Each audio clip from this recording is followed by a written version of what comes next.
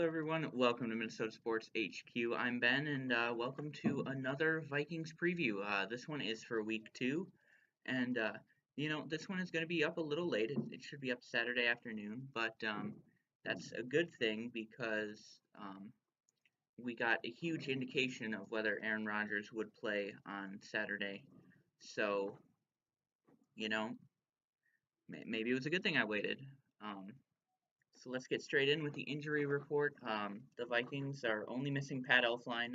Everson Griffin is good to go. Rock Thomas is good to go. Trey Waynes is good to go. And Mackenzie Alexander is good to go.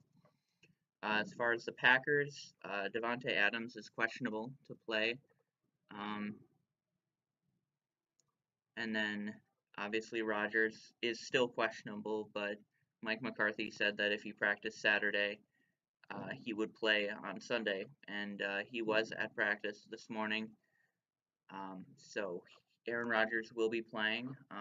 No one's really sure what level he's going to be playing at. Maybe 80% would be my guess after an injury. But a lot of my friends have been saying that 80% Aaron Rodgers is better than half the quarterbacks in the NFL. And I'd have to say I agree, especially after that game last week against the Bears. But Vikings, Packers, both 1-0. I really was hoping the Packers would lose that last game and then, be 0-2 after they played us, but little unfortunate that didn't happen. But now it's Minnesota's turn to knock them off the perch, and I know we can. It's going to be a tough game. The Packers are 1-point favorites, just because they're at home, and then what both the ESPN reporters said was that the Vikings would win by like 4 or 5 points.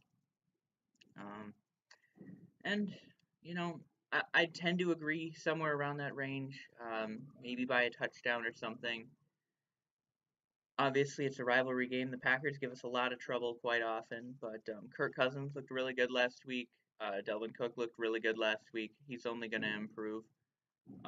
The Packers don't have Aaron Jones because he's suspended still for this week. So I guess we're playing Ty Montgomery again at running back. But I think our defense can handle that. Our defense looked really good last week. And, I expect nothing different. We just all kind of come to expect that the Vikings defense is the best in the league. And after that week 1 performance, it definitely is. San Francisco put up 45 points against Jacksonville last year. And Jacksonville is like number 3 defense. So to hold them to 16 points, that was pretty good for us. And on the offensive side of the ball, the main matchup most people are talking about for this game is Diggs and Thielen versus the 2 young cornerbacks, Jair Alexander and Josh Jackson, and Josh King too. Or can't remember his first name, but Desmond King. I can't remember his name, but he was out of Iowa, and all 3 of their young quarterbacks had a pretty easy time against Allen Robinson and the Bears wide receivers. But, what people have been saying is that, Diggs and Thielen are just that next level. So who knows if they'll be able to cover them. They definitely could run riot. And then, the linebackers for the Packers are pretty bad. It's kind of unfortunate for them. Like, Blake Martinez is not good. Clay Matthews is kind of questionable off the blitzing. The only thing I'm a little worried about is the Vikings' offensive line. That could struggle, but I don't think it will too much. So let's get into a score prediction now. And, well, I got really close last week.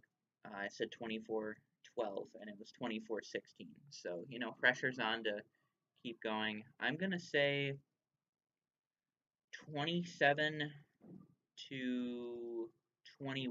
27-21. That's what I'm going to say for a score prediction in this game.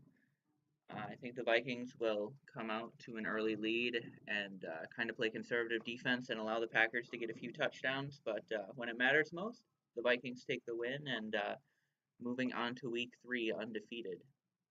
And we need it because that's an away game at the Rams. That'll be tough. But, Viking season has started strong so far, and I hope it continues against the Packers in this rivalry game tomorrow. I hope you guys had a good day, and I'll be out with a Gophers preview probably, or Gophers review probably tomorrow morning or late tonight, just depending what happens. And then obviously I'll do a review for the Vikings after that game is over. So that's probably what you can expect from me. The Twins are basically irrelevant at this point, and it's kind of hard to review baseball like football. But we'll see what happens once basketball and hockey comes into the mix. I mean, I got a crazy class load. My apartment caught on fire, have to move out, and yeah, we'll kind of just see what happens with the time frame. Um, yeah, so I hope you guys have a good day, and I will see you later for the Gophers review. Have a good day, everyone.